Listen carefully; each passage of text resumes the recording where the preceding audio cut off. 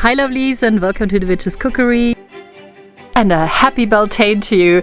It doesn't matter if you're celebrating Walpurgisnacht, May Day, Tanzen im Mai or Beltane. Today I have a ton of magical ideas, inspirations, DIYs, rituals and spellcraft for you. Come with me celebrating the spring holiday, making a flower crown, green witch herb salt, creating a dream pouch for extra sweet dreams, and learning all about the spirit plants of May.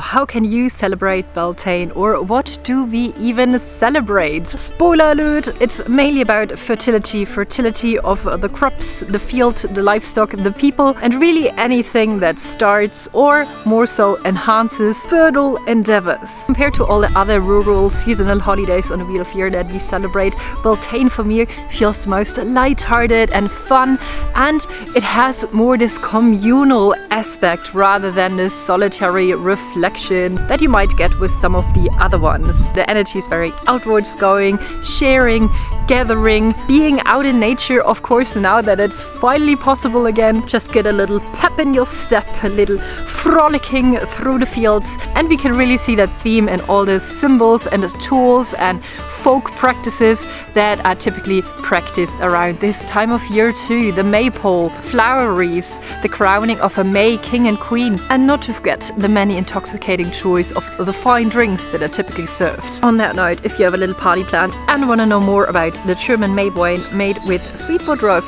I'm gonna link you my older video up here. Speaking of fertility symbols, our storks have returned from Africa and are back at the tower.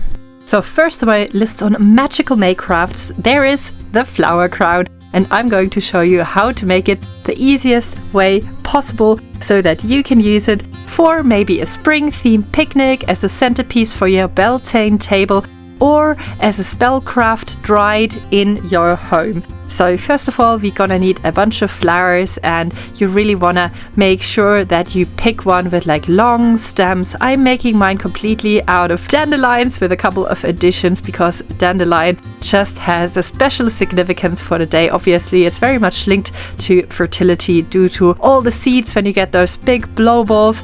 For me, the plant is also associated with transformation just because the way it shifts from that bright yellow to its seed form. And of course, its resilience and strength to grow literally everywhere, even like on little cracks in concrete. So I find it a very fitting flower for this holiday that celebrates life and that life always finds its way. When picking your flowers, you want to make sure that you use ones that are not poisonous to the skin, especially if you want to wear your flower crown. And how can you do that now? Just as I'm showing it here, you can also weave in some knot magic, or just binding the flowers, wrapping them around each other, weaving your intentions for the day, for the month in them. And here also, dandelion is famously known for being a flower that you can make wishes with that really help you manifest. So whatever you want to bring to fruition, anything that you want to bring fertility to, you can think about and meditate on while you make your crown.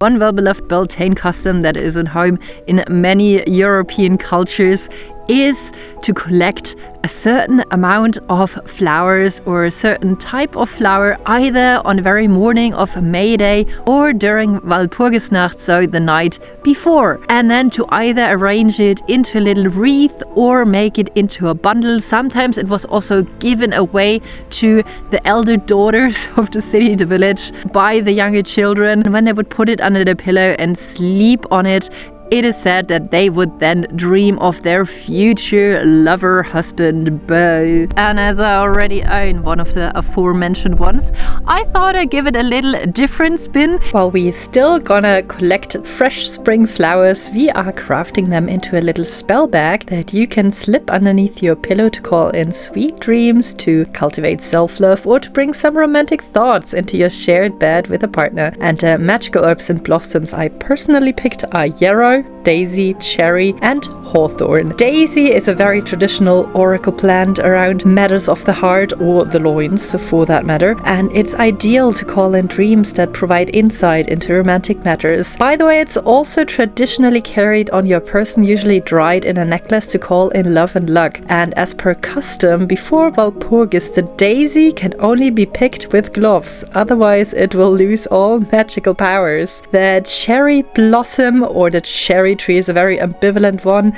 at least in German folklore. It's both a symbol for fertility and love, but most also definitely connected to death, the underworld, separation, sin, and rebirth. I just see it as a cycle of life tree that comes with its seasons, and the blossoms for me definitely symbolize the cheerful, delicate, and fragrant spirit of the season, and a hint at a bit of a cheeky, playful lustiness. Well, as for the hawthorn, it is custom to sneak out just before sunrise on Beltane to wash your face in the dew gathered on the hawthorn blossoms, and that is supposed to give you eternal youth and beauty. And the hawthorn is also considered a heart plant, both for medicinal as well as magical uses due to the shape of its leaf. Yarrow is there to help establish emotional balance, ideal if you want to bring that into your relationship with yourself or with a partner. If you use fresh herbs, only use it for one night unless you don't mind sleeping on a bag of mold.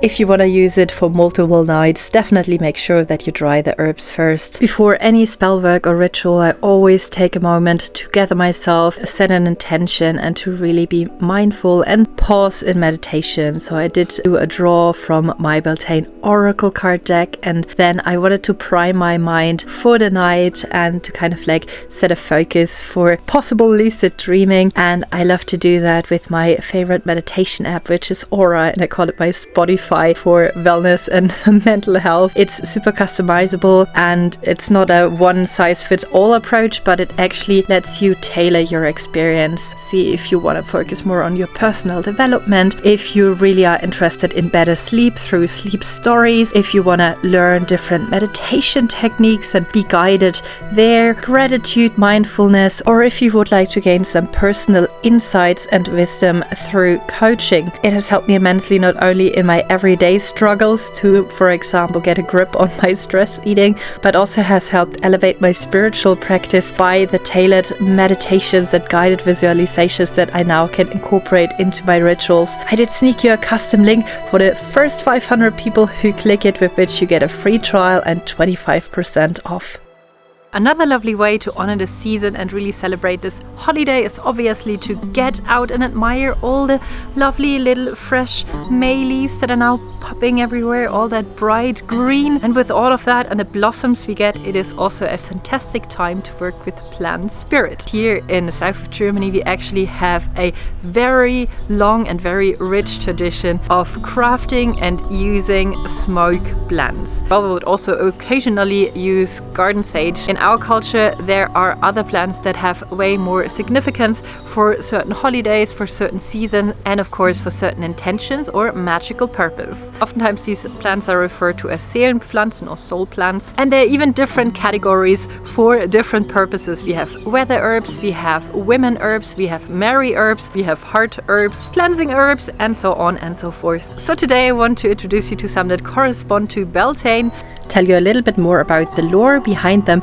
and of course give you some inspiration on how to use them and how to find your personal connection with plant spirit. Now, as for the uses, if it's an edible plant, of course you can just snack it, put it in your mouth and see what it does to your tongue. You can also of course just sit next to the plant, look what type of feelings come up through the scent that you're smelling, through the entire surroundings and area, or maybe just the energy that it gives off, the feeling that it creates in you. A very traditional way to work with plant spirit, at least in my culture, is to burn either the plant itself, its blossoms, its bark, or its berries on a charcoal disc, or indirectly over a flame using a sieve. And you can absolutely do that with completely fresh herbs. Go out in the forest, take your things with you, be aware of fire safety. Notice what type of emotions, what type of feeling comes up when you inhale the smoke. Two bushes very much related to the season is the hawthorn and the blackthorn. Depending on culture, both are considered fairy trees if you look into Irish lore,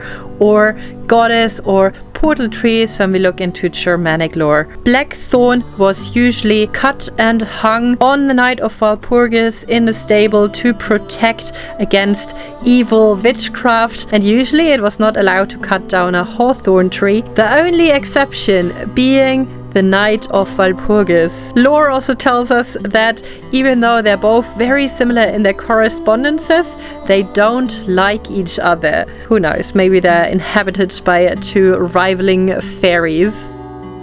Funny story. A number of years ago, a hawthorn tree caused quite the ruckus in Ireland because a motorway was to be constructed in County Clary. But the people in charge put in a contract that the fairy tree was not to be cut down and to be protected under any circumstance. So it cost them 10 years and a ridiculous amount of money to put up a protective barrier and construct it around the tree so the highway would not come 5 meters off this sacred tree that was considered the meeting point for the Kerry fairies and the Connacht fairies to battle.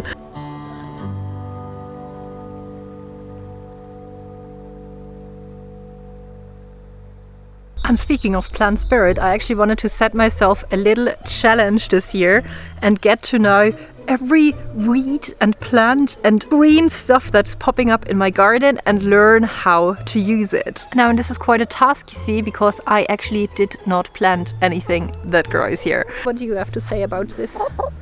Sorry, I'm sorry. All right, I'm sorry. Standing on her favorite batch of dandelion. I'm sorry, yes.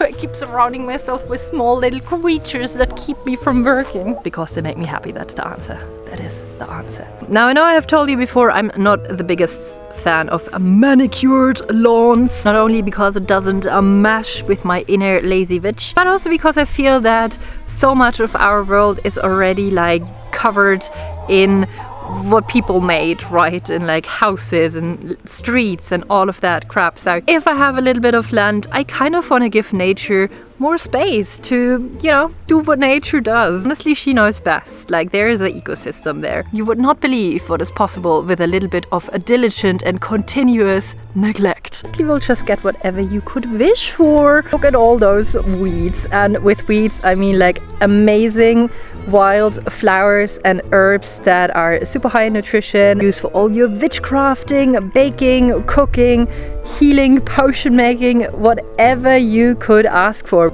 And look how pretty the bees get, pollinating away. Or did I tell you that I also got bees? I'm learning how to be a beekeeper at the moment and it's super fascinating. And of course, I could not let you go without giving you a wonderful and super simple Beltane recipe from my witch's kitchen. And today I'm going to make a green herb salt as a little gift for the participants of my upcoming Wicked Walpurgisnacht Beltane retreat. I used 2 main herbs for this. One is the purple dead nettle and the other one is wild garlic. You can really use any type of edible weed or herb that you can find or have in your supermarket. I absolutely recommend doing this with fresh herbs because it gives your finished salt a wonderful green color. The purple dead nettle is used for healing purposes, especially around like menstruation, pain problems, all that jazz, and magically it's considered to be a cleansing and a protection herb. So you could use this plant to get rid of any type of negative energy. Wild garlic is in German called Bärlauch, so the bear's leek, and it was called like that because people thought that bears would eat that as one of the first greens that appear after the winter, so the bear can regain his strength after the hibernation, after the winter slumber. So magically we're looking also at strengthening and reviving components. And of course, salt is used if you want to either bring in abundance or protection. So I thought this was a perfect blend for Beltane, either used for spell work or sprinkled onto a dish to give it that very wonderful herby salty note. Have a beautiful Beltane.